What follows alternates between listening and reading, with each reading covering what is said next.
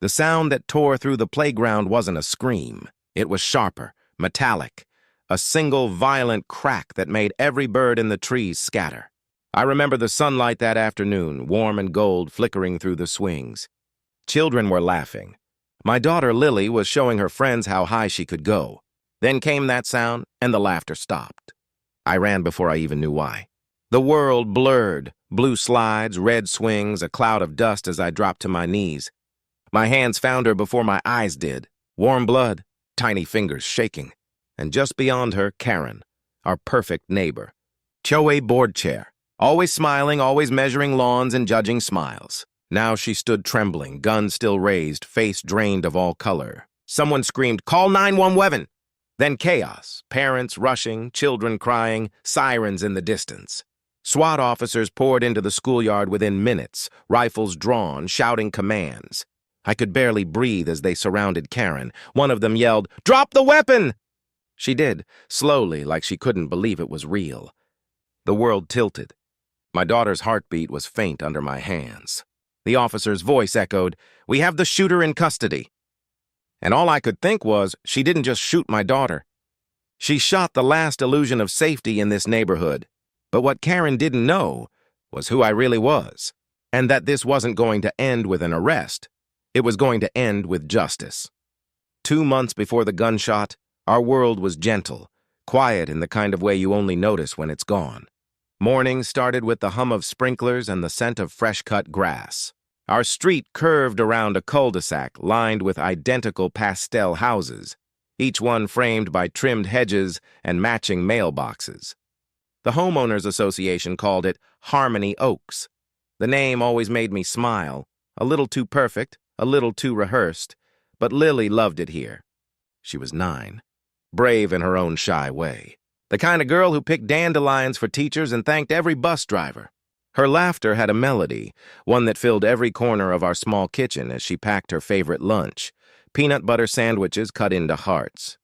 Her father, Michael, kissed her forehead every morning before work.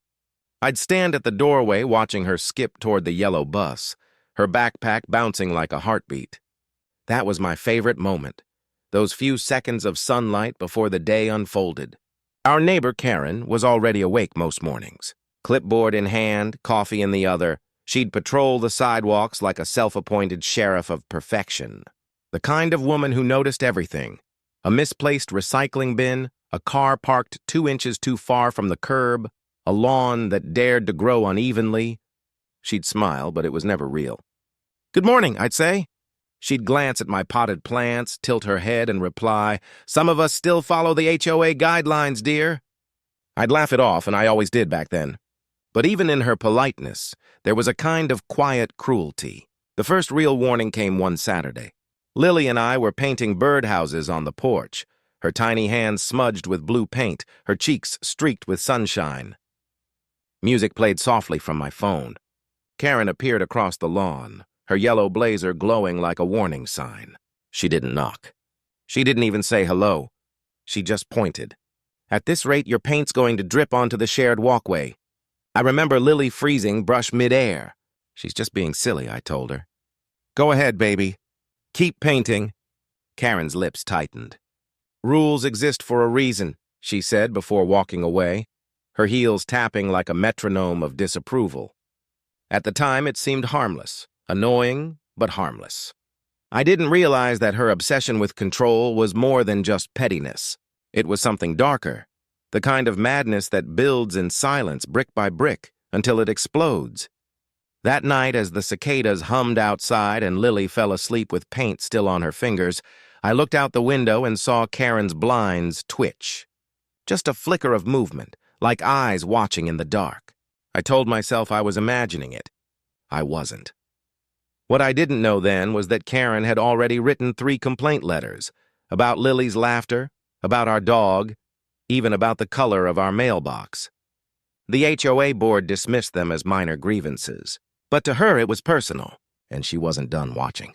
The first time Karen publicly humiliated us, it didn't even look like malice. It looked like procedure. It was a Thursday morning, sun sharp, wind mild, the kind of day that smells like cut grass and soap bubbles. Lily was on her scooter, gliding down the cul-de-sac, her ponytail bouncing behind her. I was trimming the hedge when I heard the click of heels, that same rhythm of disapproval. Karen stood at the corner, clipboard tucked against her chest like a badge. Beside her were two other HOA members, Mr. Blake, who never spoke without checking Karen's face first, and Marcy, the quiet neighbor who smiled too easily when she was nervous. Karen adjusted her sunglasses. "Mrs. Allen," she called. "We need to discuss a community violation." I wiped my hands on my jeans, already sensing the chill beneath her politeness. "What kind of violation?" She gestured toward Lily's scooter. "Your daughter has been leaving tire marks on the shared sidewalk. It's been noted in 2 reports." I laughed softly. "She's 9. They're chalk marks. They wash off with rain." Karen's smile didn't move her eyes. "That may be true, but this neighborhood has standards." She flipped a page on her clipboard. Section 3A. Residents shall refrain from defacing or staining community walkways. Mr. Blake nodded like a witness in court. Behind her, a few neighbors peeked out from porches, not helping, not intervening, just watching. The same way people watch a small fire to see if it spreads. I looked down at Lily, who was gripping the scooter handles, her lips trembling. "Am I in trouble, Mom?" she whispered. "No, sweetheart," I said, kneeling beside her. "You did nothing wrong." Karen tilted her head. "Teaching her accountability early is important. These little things become habits." Her voice was sweet, but it cut deeper than shouting ever could. That night, a printed notice appeared on our mailbox. "Formal warning, sidewalk defacement lot 42. Signed, HOA President Karen Matthews." The next morning, 2 houses away, I overheard whispers. "Such a shame. Her husband travels. Child always outside unsupervised. It spread like oil on water." Days later, another notice arrived, this time citing non-compliant lawn edging. The difference? Half an inch of grass beyond the curb line. I spent an hour trimming it myself, though it had already been perfect. When Lily came home from school that afternoon, she held a folded piece of paper. "It's from Mrs. Matthews," she said quietly. Inside was a printed educational reminder, a clip art borders and all, explaining how children should respect property and maintain decorum, befitting Harmony Oaks. I stared at the page until the letters blurred. "She gave this to you at school?" Lily nodded. "She said she was helping me learn responsibility." That was the moment something inside me shifted. Not rage, but awareness. Karen's war wasn't about rules. It was about control, about domination disguised as order. That weekend, I decided to confront her. I walked across the lawn with the letter in hand. The sun was high, bouncing off her spotless SUV. She was kneeling by her roses, pruning shears glinting like silver teeth. "Karen," I said, steady but calm. "Next time you have a complaint, come to me." "Not my daughter." She looked up slowly, the kind of slow that lets you know she's measuring you. "Children reflect their parents," she said. "If she's careless, it's because you allow it." My pulse thudded in my ears. "She's a child, not your project." Karen smiled faintly, then slid her shears into the soil. "You're new here, so I'll be patient. But remember, Harmony Oaks has a reputation to protect." She stood, brushed the dirt from her hands, and turned her back to me. Behind her blinds later that night, I saw movement again, a flicker of light, like a camera lens reflecting. I told myself it was nothing. I told myself people like her eventually get bored. I was wrong, because for Karen, humiliation wasn't enough. She needed obedience. And the next incident wouldn't be words on paper. It would be something you could touch, something you could bleed from. It began with the sound of glass breaking, a single sharp crack echoing off the driveway, like a warning shot before the storm. It was early evening. The sky was painted in amber, Lily was drawing chalk flowers on the curb, and I was marinating chicken for dinner. Then came her scream. I ran outside. Our front window was shattered, spiderwebbed from a single impact. On the ground lay a smooth stone wrapped in paper. My heart pounded as I unfolded it. Scrawled in thick black ink were the words, "Control your child." The letters bled where rain had touched them, as if even the sky wanted to wash them away. I looked around, empty yards, motionless curtains, silence. But I felt it. Eyes, watching, recording. That night, I filed a police report. The officer, a young patrolman, looked sympathetic but tired. "Could be kids," he said. "Could be coincidence." I showed him the note. His expression shifted slightly. "We'll log it," he promised. Karen appeared the next morning as if summoned by sirens, clipboard in hand, lips pursed, voice calm. "I saw the officer leave. Everything all right?" "You know it's not," I said. "Someone threw a rock through my window." She frowned. "That's terrible. Though I did notice your child has been leaving chalk marks again. Maybe someone got frustrated." It wasn't a suggestion. It was a threat disguised as empathy. "Are you implying we deserved it?" I asked. She smiled thinly. "I'm saying people here care about standards. Emotions can run high when others don't respect that." That's when I realized she was speaking like she knew who did it. Later that week, Lily's bicycle disappeared from our front yard. It was old but beloved, turquoise with pink tassels. She cried herself to sleep that night, whispering, "Why would someone take my bike?" I didn't have the heart to tell her that I already knew who it was. 2 days later, the HOA newsletter arrived in our mailbox. On the second page, in small print, it said, "Residents are reminded not to leave personal property unattended on community property. Repeated violations may result in removal of items by the association." Removal. Not theft. Removal. Karen had taken it under the guise of enforcing the rules. I confronted her again, this time at the community park, with half the neighborhood as witness. "You took my daughter's bike," I said. Karen turned, perfectly composed. "If you mean the unauthorized item obstructing community access, yes, it's been impounded for safety reasons." "Impounded?" I could barely contain my voice. "She's 9 years old!" A few people gasped. Some turned away. No one spoke. Karen smiled at the silence. Power thrives when others stay quiet. "Perhaps next time," she said smoothly, "you'll supervise her better." That night, I walked past her house. Through the half-drawn blinds, I saw it. Lily's bicycle propped neatly in her garage, polished, gleaming under fluorescent light. Like a trophy. I took a picture, timestamp, angle, location, sent it to the HOA board with a formal complaint. No reply. A week later, a certified letter arrived instead. Notice of non-compliance, harassment of HOA board member. The roles had reversed. She was the victim now. I sat at the kitchen table, reading it under the cold light of the range hood, my hands trembling. Lily came up quietly behind me, her small voice breaking the silence. "Mommy, why doesn't she like us?" I knelt beside her, forcing a smile, because some people can't stand to see others happy. But the truth? I didn't feel happy anymore. I felt hunted. That night, I installed a security camera above the porch. I didn't tell anyone, and within 48 hours, it caught something. 2:13 a.m., headlights creeping to a stop, a figure stepping out, Karen, dressed in a robe, carrying a can of spray paint. When morning came, our mailbox was painted over, black, dripping. The camera caught her face clear as daylight. I took the footage straight to the police. This time, the officer didn't dismiss it. He filed a vandalism report and promised to escalate it to the district attorney's office.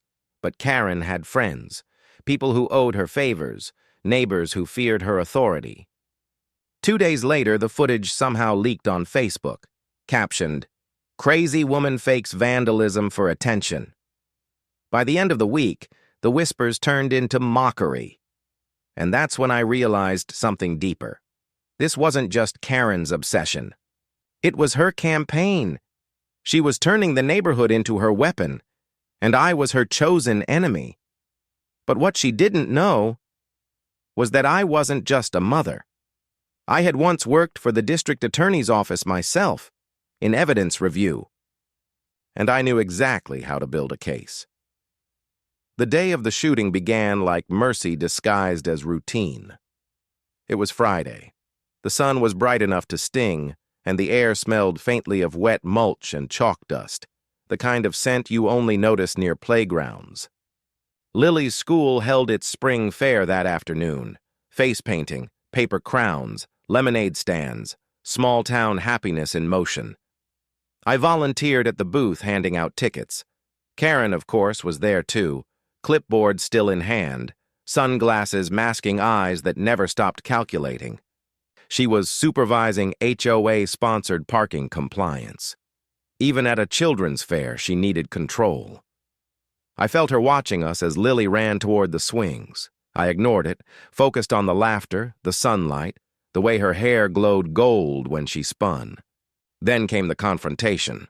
A small boy bumped into Karen's leg while chasing a balloon. She snapped, her voice slicing through the laughter. "Watch where you're going!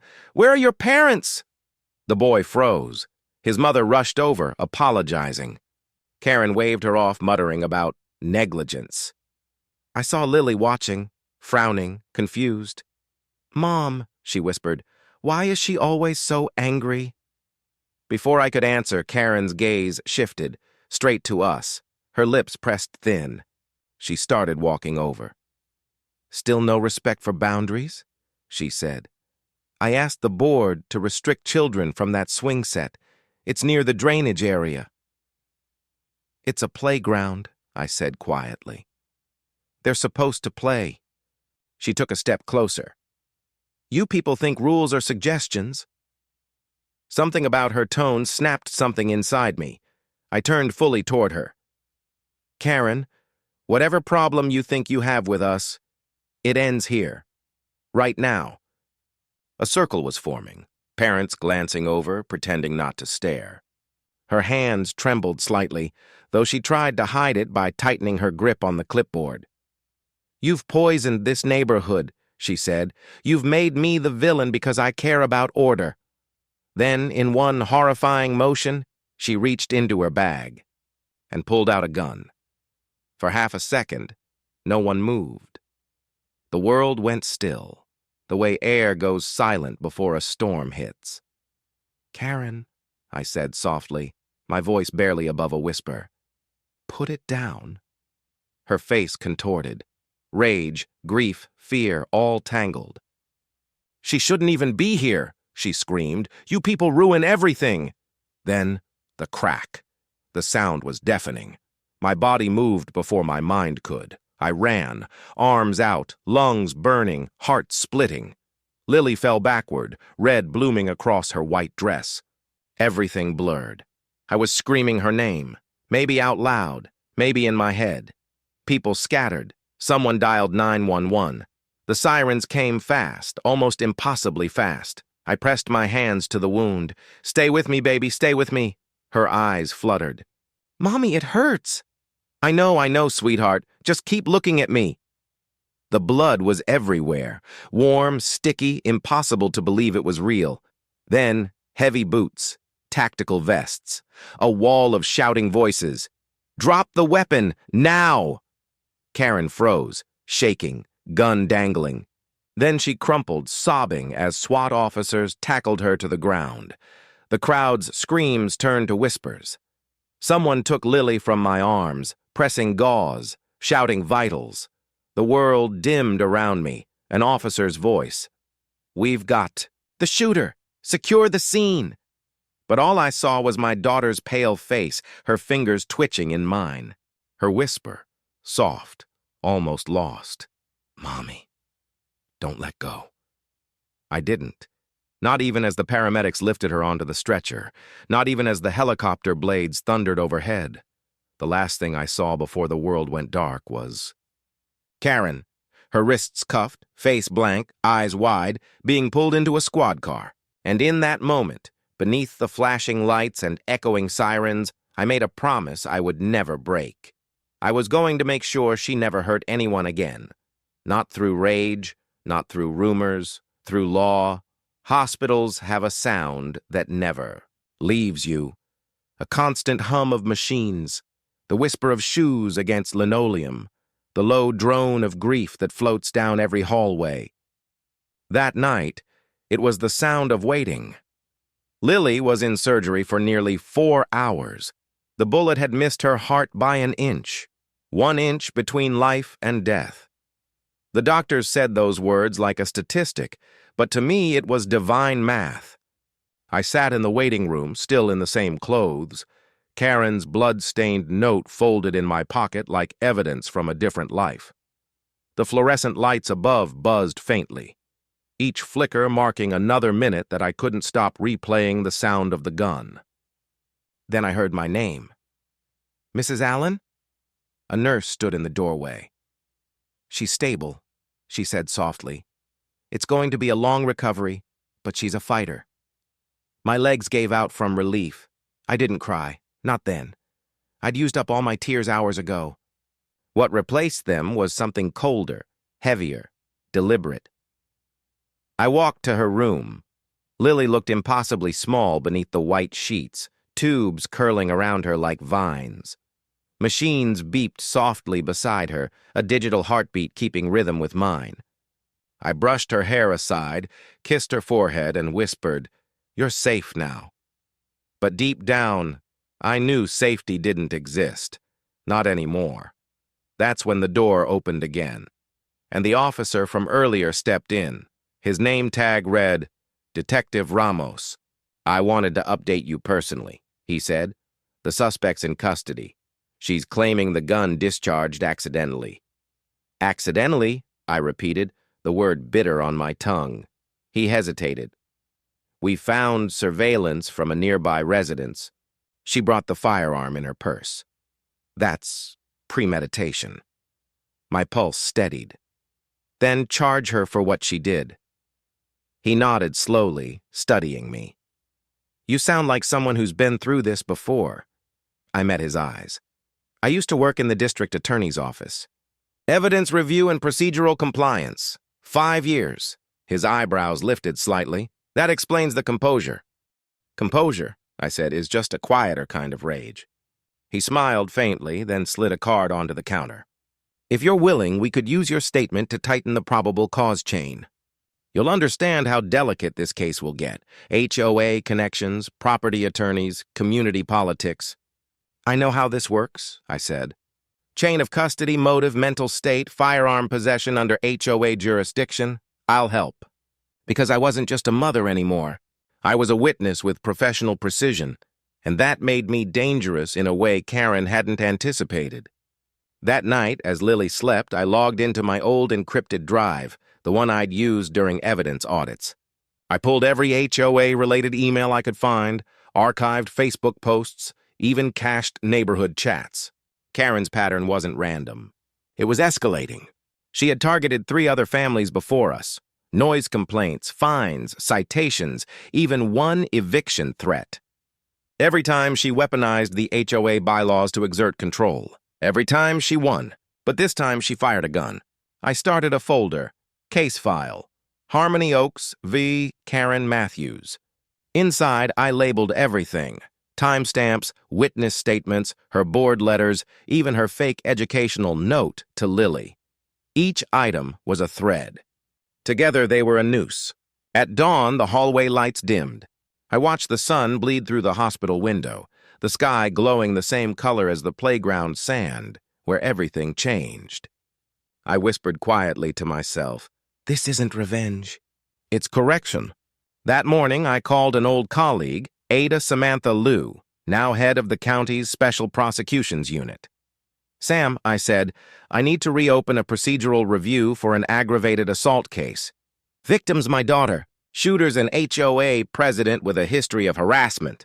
There was a pause, then her voice, calm and measured. "You still keep your evidence tight?" "Always." "Then bring it in. We'll build it right." As I hung up, I finally looked at Lily again, her chest rising steadily with each breath. I realized something. Grief had turned into purpose. Karen thought I was just a mother, fragile, emotional, easy to break. But I was also something she'd never prepared for, a mother who knows how to prosecute. Justice doesn't begin in a courtroom. It begins in silence, in the late-night hum of a printer spitting out documents, in the click of a flash drive sliding into place. And in my case, it began in a hospital room, lit only by the monitor beside my daughter's bed. Every beep of her heart monitor was a metronome for my resolve. While Lily slept, I started building the foundation. Every message, every photo, every HOA memo that bore Karen's name became part of a growing digital wall, the wall that would finally hold her accountable. I wasn't alone. Detective Ramos kept his promise.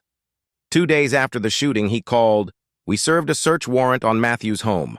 Found ammunition and a folder labeled Incident Reports, Lot 42. That's you. He paused, letting it sink in. She kept a personal file on your family. Pictures, notes, printouts of your social media posts. It's obsessive, enough to establish intent.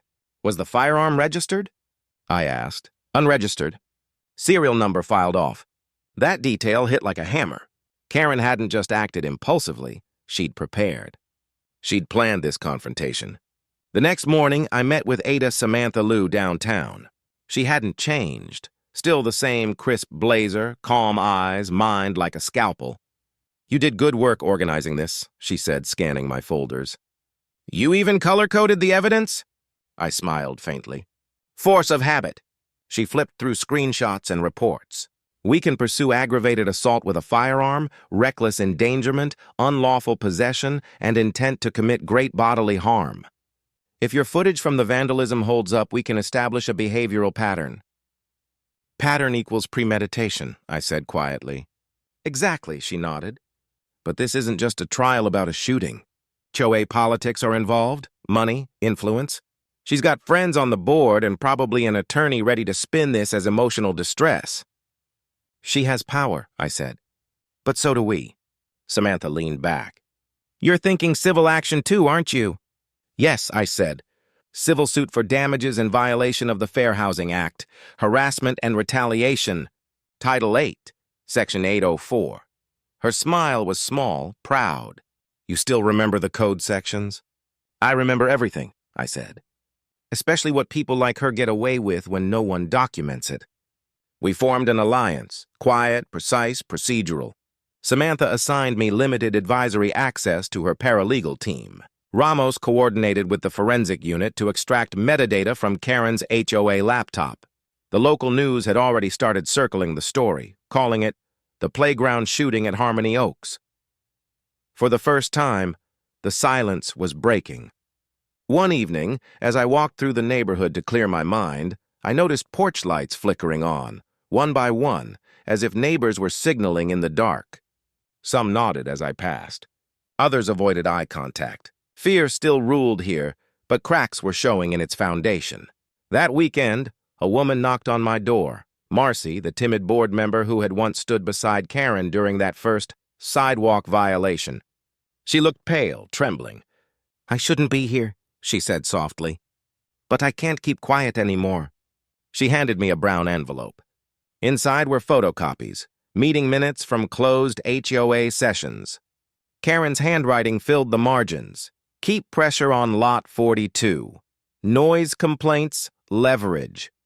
Daughter's behavior disruptive. Consider community petition. Marcy swallowed hard. She made us vote on fines without notice. Threatened to report anyone who objected. I recorded her statement, time-stamped it, then looked her in the eyes. You did the right thing. She nodded once. Be careful. She still has friends on the board. That night, I added a new section to the case file. Witness cooperation. Marcy H. Statement 001. Every detail mattered. Every phrase could become a line in the affidavit. By the following week, Ramos had secured a chain of custody log for Karen's confiscated firearm. Samantha filed a protective order barring her from contacting me or the HOA until the trial. But Karen had already started working her defense. Her attorney filed a motion for release on bond, claiming she was emotionally unstable and provoked by ongoing harassment. The judge granted temporary house arrest. She was back in her home across the street from mine. Every night, her porch light glowed red under the street lamp, like an ember that refused to die. But I didn't flinch, because I was no longer reacting to her. I was building a strategy that would outlast her, piece by piece, document by document. Lily would heal. The law would move. And when it did, it would move like a storm. By the second week after the shooting, grief had hardened into structure. My life became a grid of folders, case notes, and court dates, a blueprint of justice drawn in ink and sleepless nights. Every morning, I'd walk into Lily's hospital room with two things, a smile for her and a legal pad for me. "Are you working again, Mommy?" she'd ask, her voice still soft from the breathing tubes. "I'm building something," I'd say. "Something that'll keep you safe forever." She'd nod, not fully understanding. But I meant it. I started with the public record. News outlets had already reduced the story to noise. HOA dispute turns violent. That headline stripped the humanity out of what happened. So I reached out to a local journalist I trusted, Elena Cruz, the same reporter who once covered ADA fairness violations for our office. When she met me outside the courthouse, I handed her a single page, a verified timeline, police reports, and HOA minutes showing Karen's harassment pattern. "This isn't about a neighborhood fight," I told her. "It's about a system that ignored warning signs until a child was shot." Elena's pen froze mid-sentence. "You want this public?" "I want accountability," I said. "If sunlight is the best disinfectant, let's flood this place." 3 days later, her article went live. "Inside Harmony Oaks, when power, privilege, and fear explode behind suburban gates." Within 24 hours, it had 2 million views. Karen's clean image cracked under the weight of truth. Sponsors withdrew, her attorney filed a gag order request, and the HOA board called an emergency session to reassess leadership. While the media stirred, I worked quietly with Samantha.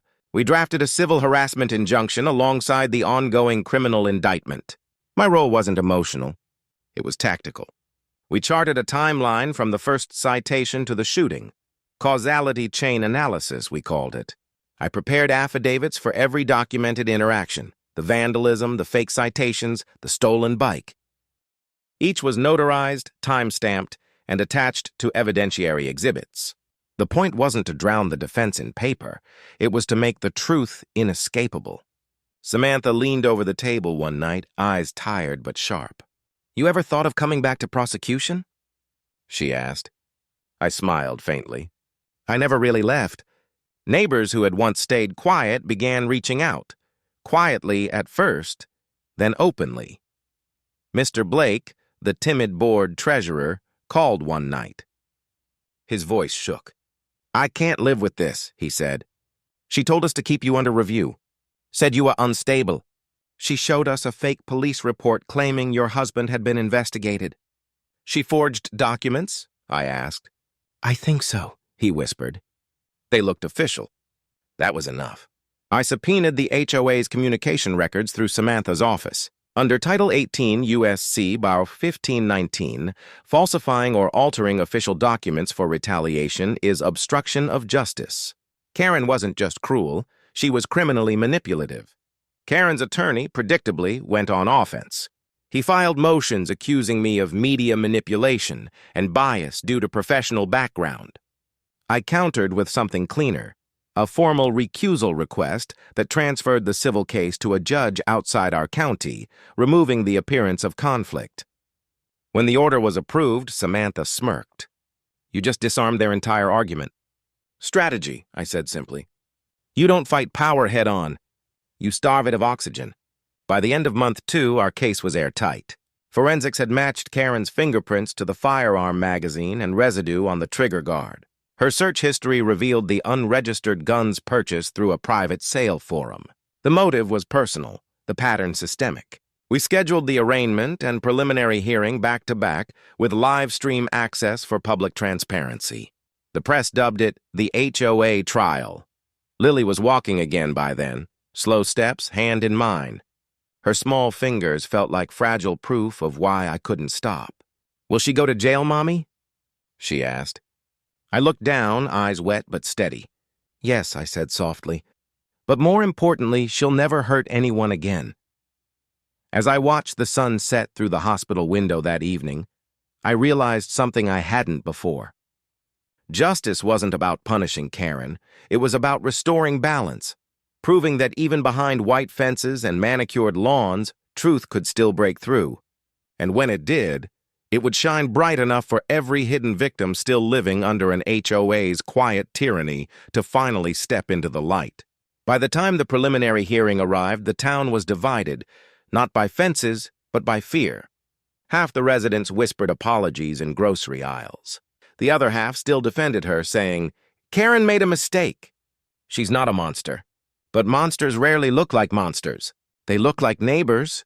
The courthouse smelled of old paper and sanitizer, the scent of bureaucracy and truth. I sat in the second row, hands folded, watching Karen at the defense table. Her hair was shorter, her posture smaller, but her arrogance lingered. She wore beige, a color meant to make her look fragile. Samantha sat beside me, whispering final notes. "We'll focus on intent, not rage. The goal isn't vengeance, it's structure. Make the jury understand this was premeditated abuse, not a moment of madness." I nodded. Structure over spectacle. The bailiff called order. The courtroom filled with camera flashes from journalists. A reporter mouthed, "Are you ready?" I wasn't, but I didn't flinch. The prosecution opened with the footage from my porch camera. The vandalism, the midnight spray painting, Karen's face frozen in the grainy glow. Then the note. "Control your child." Gasps rippled through the gallery. Samantha's voice was firm, clinical. This wasn't spontaneous. It was a pattern of control escalating to violence. This is how obsession looks when given authority, through citations, fines, and eventually a firearm. Karen's attorney rose. My client was under severe emotional distress caused by harassment, trespass, and defamation from the plaintiff's family. This tragedy was the result of a breakdown, not intent. Samantha leaned forward, her voice razor-sharp. "Then why did your client purchase an unregistered weapon 2 weeks prior? Why did she document her targets? Why did she print their photos?" The defense hesitated. "Those were administrative files." The judge frowned. "Administrative files don't contain handwritten notes calling a child a problem that needs removing." You could feel the air leave the room. Outside, after the session adjourned, microphones swarmed. I wasn't supposed to speak, victims rarely do before trial, but I knew the power of controlled narrative. I faced the cameras. "I'm not here for sympathy," I said quietly.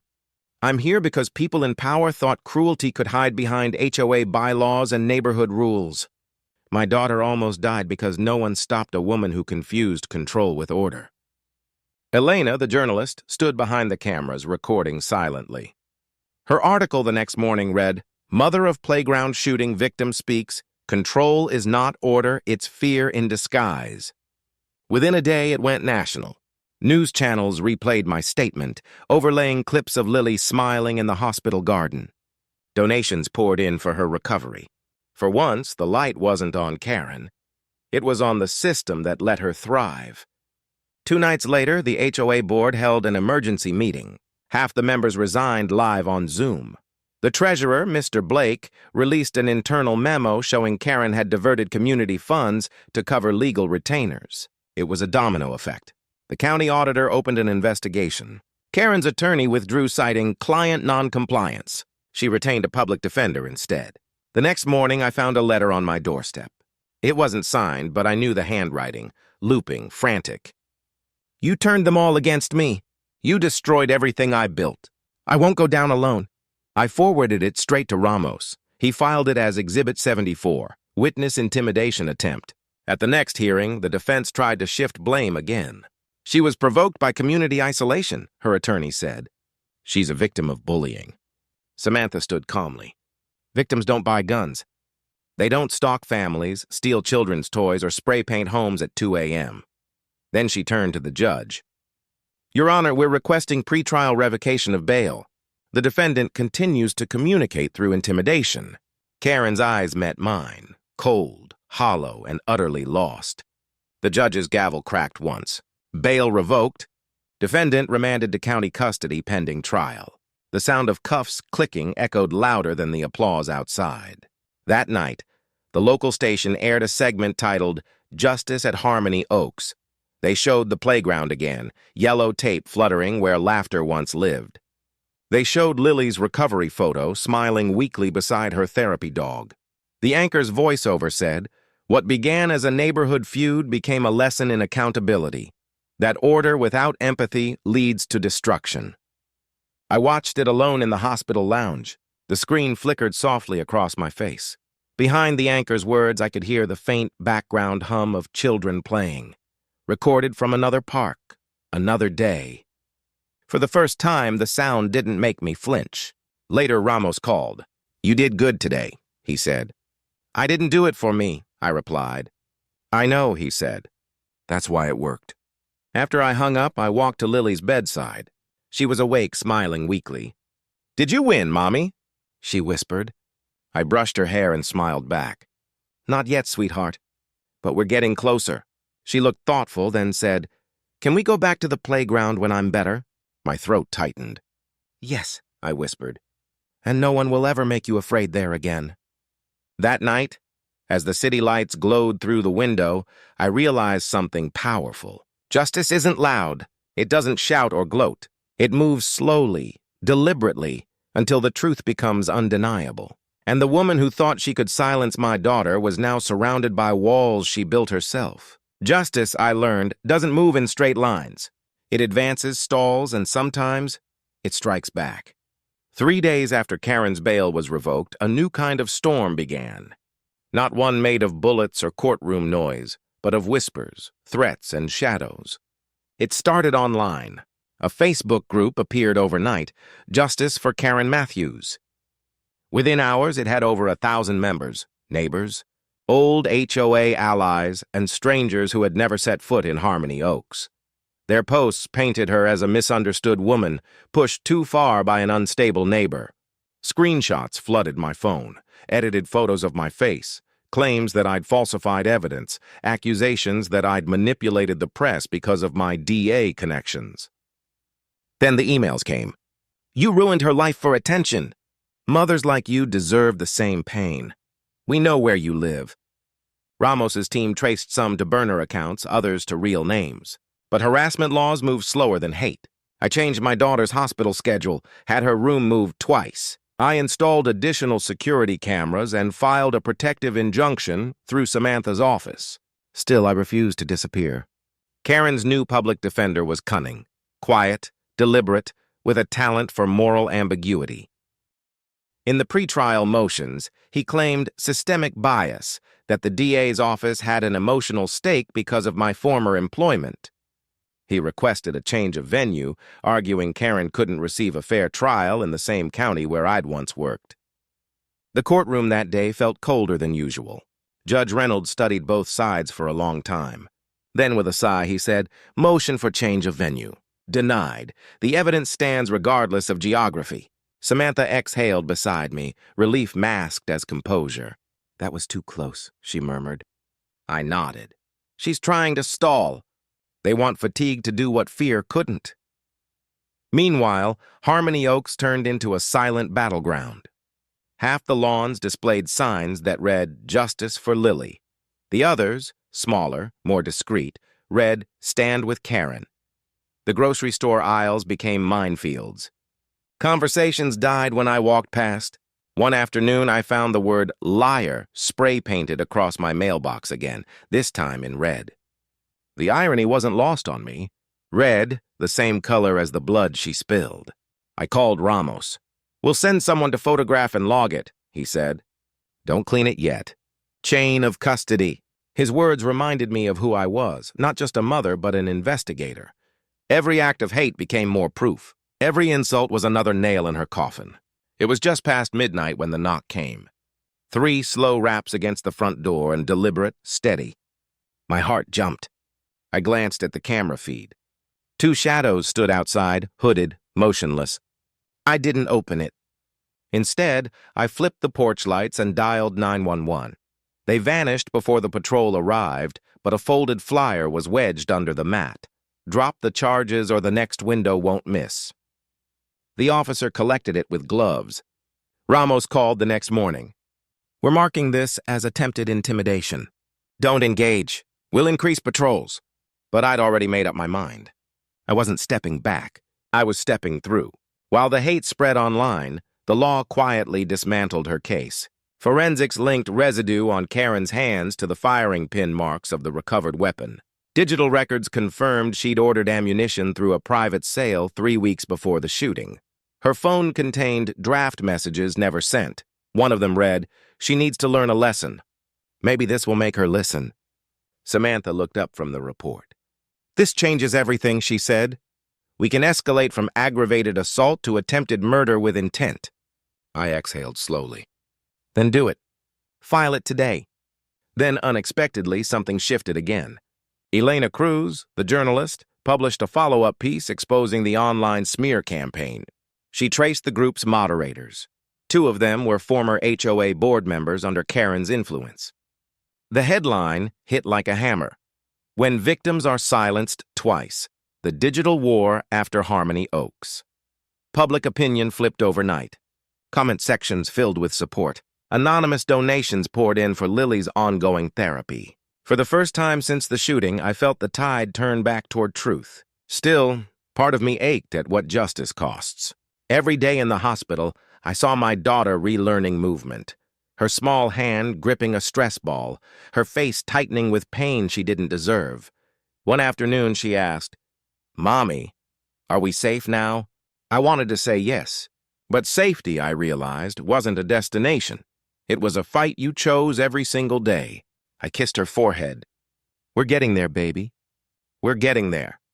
The night before the final pre-trial conference, I stood by my living room window, the same one shattered by that first rock months ago. The glass had been replaced, but the crack in my reflection remained. Across the street, Karen's house was dark, empty, cold. But soon every secret she built inside those walls would be dragged into the light of open court. The next phase wouldn't be survival. It would be reckoning. Trials are like storms. You can prepare, gather evidence, build walls. But there's always a moment when the clouds crack open and truth pours through. For us, that moment came with a sound, a voice. One we didn't know existed until it changed everything. It was a Tuesday afternoon, 2 weeks before jury selection. I was in Samantha's office finalizing the exhibits when her assistant rushed in. "There's a man on the line," she said breathlessly. "Says he has something important about the Harmony Oaks shooting." Samantha glanced at me, then picked up. "This is Ada Liu." The voice on the other end trembled. "My name's Tom Harris.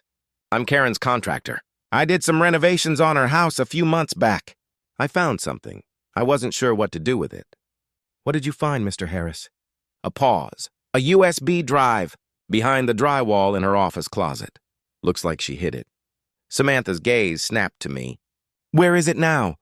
"I still have it," he said. "I was afraid of getting involved, but I saw the news. After what she did to that child," his voice cracked. I couldn't keep quiet anymore. Within the hour, a warrant was drafted. Ramos personally retrieved the drive under chain of custody. The next morning, we gathered in the evidence room. A single flash drive sat sealed in a clear plastic bag. When Ramos inserted it into the forensic laptop, the screen filled with folders, each labeled by name. Dozens of them. Lot 12, noise. Lot 19, trash bin. Lot 42, safety risk. That last one made my stomach turn. Lot 42, our home. Inside were videos, screenshots, emails. She'd been documenting families, recording conversations, taking photos of children playing, time-stamped, organized, even cross-referenced with HOA fines. Samantha scrolled through the files slowly, her expression tightening. "This is harassment on a scale we've never seen. And this..." She clicked on one audio file. "Might be the key." The room filled with Karen's voice, recorded on a phone. "They think I'm powerless. They think their smiles can hide their disrespect. Maybe now they'll finally listen." Then another voice, Marcy's, faint and anxious. "Karen, you can't mean that." "You think I won't? You'll see. They'll all see." Silence. Then the unmistakable metallic sound of a slide being racked on a handgun. Ramos froze. That's it. That's the moment of intent. It was the kind of evidence prosecutors dream about, and mothers pray never existed. When Samantha presented the discovery to the judge under seal, the defense scrambled. They tried to claim the recording was fabricated. but the forensic audio confirmed it was genuine. Metadata, location, timestamps all matched Karen's device. In one afternoon, everything changed. The charge escalated from aggravated assault to attempted murder with premeditation. Karen's new attorney requested a plea deal within 48 hours. He approached Samantha quietly in chambers. She's willing to plead guilty to reduced charges, but if your client drops civil pursuit. Samantha looked at me. My answer was immediate. No deals. The defense attorney sighed. She's fragile. She'll break on the stand. I met his eyes. She broke a child first. That same night, the audio leaked. No one knew how. Maybe from the evidence queue, maybe from a courthouse clerk. But within hours, Karen's voice was everywhere. Maybe now they'll finally listen. News anchors played it in endless loops. HOA members resigned in disgrace. The Justice for Karen group shut down overnight. Even her supporters vanished into silence. People in Harmony Oaks left candles and cards at the playground fence. Some read, "For Lily, for courage, for truth." Finally heard. It was surreal watching strangers become protectors. The same neighbors who once watched in silence now stood guard. That weekend, Ramos called. "She's asking for you," he said quietly. "Who?" "Karen. She wants to speak before sentencing." I hesitated. "Why?" "She says she has something to confess." "It's your choice." I went. The holding cell was colder than I expected. She looked smaller, hair unkempt, eyes sunken, voice hoarse. When she saw me, she tried to smile, but it faltered. "I never meant for it to go that far," she whispered. "I just wanted things." Quiet again. "Quiet?" I said softly. "You shot a child." Her eyes filled. They were laughing. Always laughing. I couldn't sleep. I thought if they just stopped." Her words broke into sobs. For a moment I saw not a monster but a broken mirror. A woman whose need for control had consumed her sanity. Still, I didn't forgive her. Forgiveness wasn't mine to give. When I turned to leave, she said something that stopped me cold. She wasn't the first one I thought about. I turned back. "What do you mean?" But she just stared past me, into the gray wall, and whispered, "They'll find it. The others. They'll see." That single phrase reopened 2 dormant investigations. Other families she'd targeted came forward. Harassment, threats, even blackmail. The DA's office expanded the case into a multi-victim civil action under Title II, civil rights violations. Karen's world collapsed entirely. But mine, for the first time in months, began to heal. I returned to the hospital that night and sat beside Lily, her hand in mine. The monitors hummed softly, steady, rhythmic. Outside, the streetlights flickered gold through the blinds, peaceful, quiet, safe. And for the first time since that gunshot, I let myself breathe. That recording had changed everything. Not just the case, but the narrative of our entire community. The truth wasn't buried anymore. It was playing on every speaker in Harmony Oaks, and it sounded like justice. The courtroom smelled of paper and polish, that faint mixture of dust and disinfectant that always clings to places where truth is supposed to live. It was the day everything would be decided. The trial of State versus Karen Matthews had drawn national attention. Camera crews lined the courthouse steps. Protesters held signs, "Justice for Lily," "End HOA abuse," "Order isn't peace." But inside it was quiet, tense, electric. I sat in the front row with Samantha beside me. Ramos stood in the back, silent as always, his presence a calm anchor in the storm. The judge entered. "All rise." Everyone stood. The sound of chairs scraping marble echoed like thunder. Karen was led in, flanked by deputies. She wore gray, her wrists chained loosely, her face unreadable. Gone was the poise, the precision. She looked hollow. When she glanced at me, there was no hatred this time, just a strange, empty kind of recognition. Like she finally understood what she had done. Samantha opened cleanly, her voice steady and surgical. "Ladies and gentlemen of the jury," she said, "this case is not about property disputes, noise complaints, or bylaws. It's about control. It's about how power, unchecked, unaccountable, turns ordinary people into tyrants." She paused, letting that word hang. "Tyrants don't always wear uniforms. Sometimes they wear cardigans and carry clipboards." The jury leaned in. She laid out the evidence methodically, the vandalism footage, the HOA letters, the stolen bicycle, and finally on the recording. The room was silent as Karen's voice filled the chamber again. Maybe now they'll finally listen. Gasps rippled through the gallery. One juror covered her mouth. Another looked down, shaking his head. Samantha turned toward them. That, ladies and gentlemen, is intent. That is the sound of a plan forming, not a breakdown. A plan. Karen's attorney rose slowly. He was good, too good. Calm, persuasive, careful not to attack me directly. My client is a woman who broke under community pressure, he said softly. Her mind fractured. What she did was horrifying, yes, but it was also the product of untreated illness and provocation. She has shown remorse. He gestured toward me. This woman has suffered. No one denies that. But do we answer trauma with vengeance? Or compassion? Samantha rose immediately. Compassion is not the same as absolution.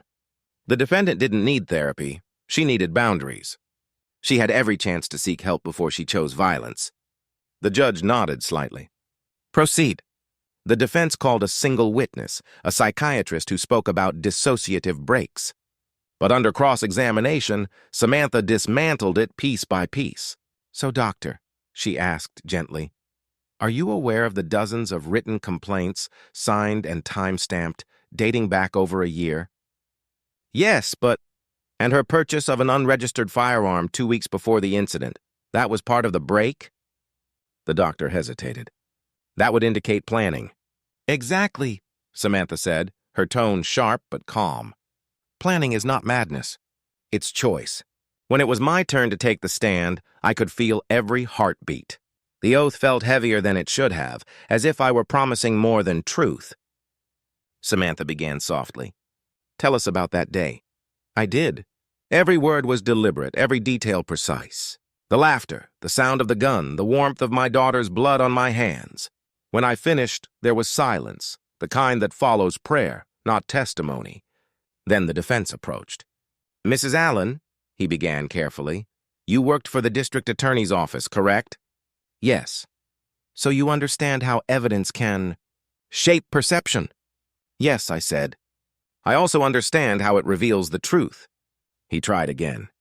Would you say your professional background might make you more determined to secure a conviction, perhaps even biased? I met his eyes. I'm determined to secure justice. There's a difference. He paused, but he knew he'd lost that exchange. After closing arguments, the jury deliberated for 6 hours. 6 hours of pacing hallways, drinking lukewarm coffee, pretending to breathe. When the bailiff finally announced, "Jury has reached a verdict," my legs nearly gave out. We stood as the foreperson read the verdict. On the charge of attempted murder in the first degree, guilty. On the charge of possession of an unregistered firearm, guilty. On the charge of harassment and intimidation, guilty. Karen didn't react. She just stared straight ahead, lips pressed white. When the judge announced her sentence, 25 years with no possibility of parole for the first 18, her shoulders slumped. And for the first time, she looked small enough to disappear. Reporters flooded the steps as we exited. Cameras flashed, microphones extended. I said nothing. Words felt useless after so much noise.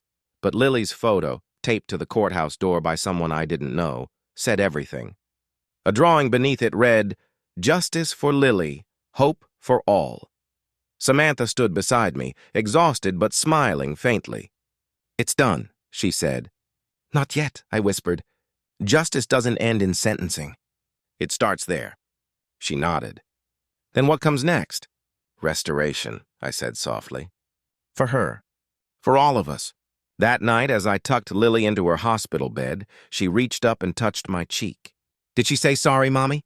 I hesitated. "Not really, sweetheart." She thought for a long moment, then whispered, "Then we'll forgive her anyway. But we'll never forget." Tears filled my eyes, not from sorrow, but from something cleaner, lighter.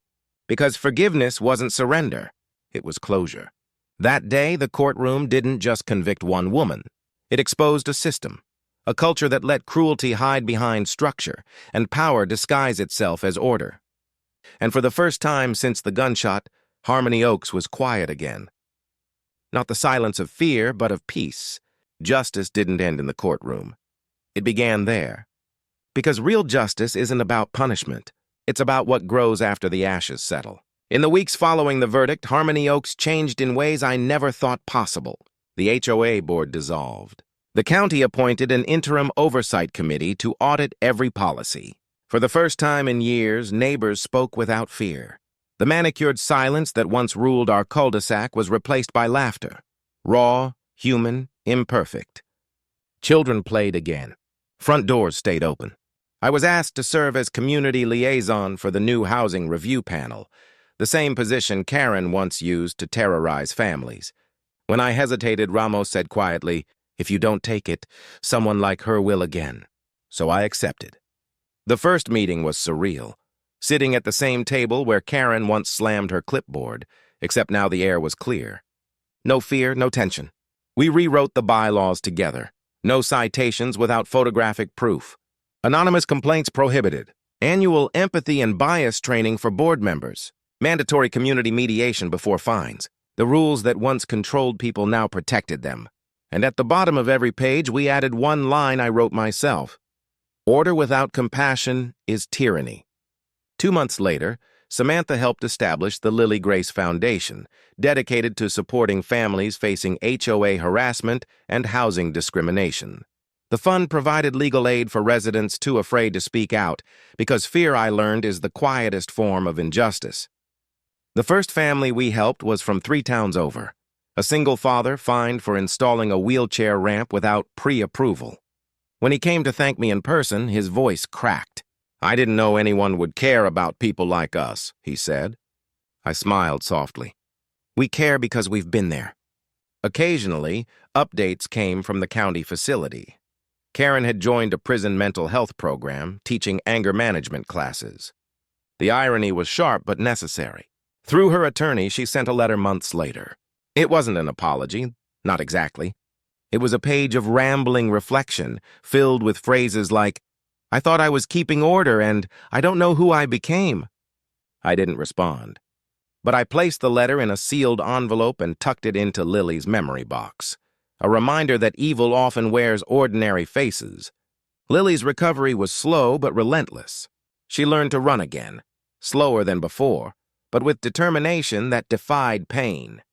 The first time she returned to the playground, she stopped by the swing set where it happened. The school had repainted it bright blue and planted a small flower bed nearby. A sign read, "This playground is dedicated to every child who teaches us courage." She looked up at me. "Can I swing again?" I swallowed the lump in my throat. "Yes, baby." "Go ahead." She gripped the chains, kicked off the ground, and for the first time in months, the sound of her laughter returned. It was softer now, but purer. The wind caught her hair, sunlight caught her smile, and for a moment, time stopped. I realized then that trauma doesn't erase joy. It reshapes it, quieter, deeper, but still alive. The case reached the state legislature through Elena's reporting. Lawmakers introduced a bill named the Harmony Act, enforcing stricter oversight on HOA boards and making harassment under community authority a civil offense. When the bill passed, I was invited to speak. Standing at the podium, I looked out at the crowd, lawmakers, advocates, parents, and said, "Power in small places still counts as power. And when it's abused, it destroys lives just as surely as violence does. My daughter survived, but not every story ends that way. So we changed the rules, not just for her, but for everyone who's ever been silenced behind a perfect white fence." The applause that followed wasn't loud. It was steady, rhythmic, like a heartbeat returning after too long. That evening, the community gathered at sunset to unveil a small memorial near the playground.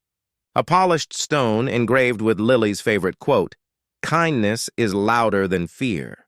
She helped me place a single white rose beside it. The entire neighborhood stood in silence. No cameras, no reporters, just people breathing the same air again without fear. Ramos leaned over and whispered, "You know, she'll never forget what you did." I shook my head. "I didn't do it for her. I did it so no one else has to." He smiled. "That's why it mattered."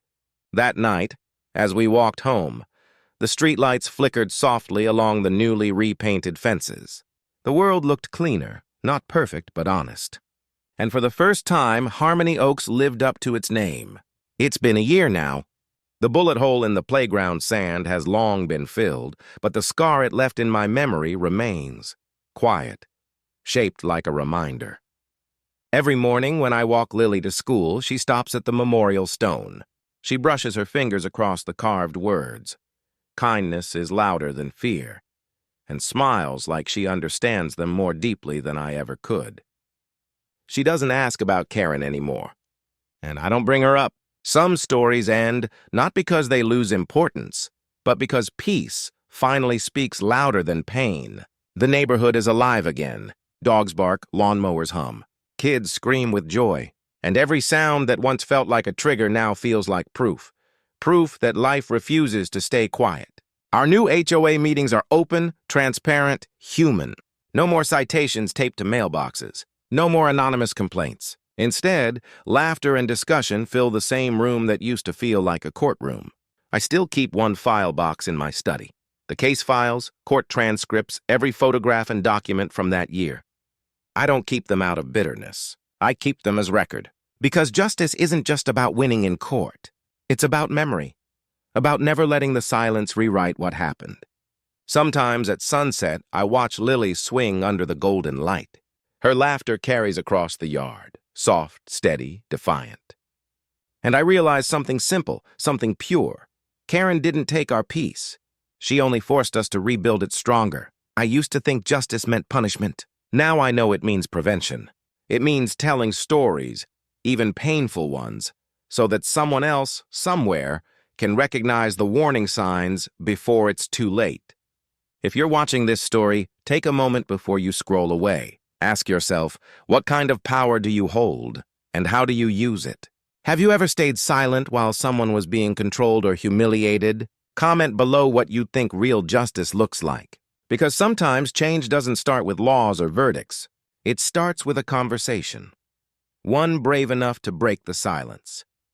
And if you believe stories like this one deserve to be heard, subscribe, not just to my channel, but to the idea that truth, compassion, and courage still matter.